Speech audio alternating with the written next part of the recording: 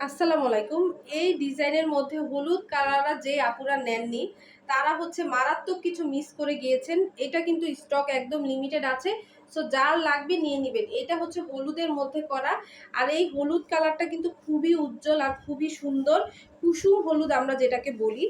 বাসন্তী না কিন্তু আপুরা কুসুম হলুদের মতো খুবই চমৎকার একটা কালার। যেমন দেখছেন তেমনই পাবেন। এটা খুবই প্রিটি লাগে পরলে। আর বিয়ে শাদিতে হলুদের প্রোগ্রামে যে কোনো জায়গায় পরলেই কিন্তু একদম মানানসই লাগবে এই শাড়িগুলো।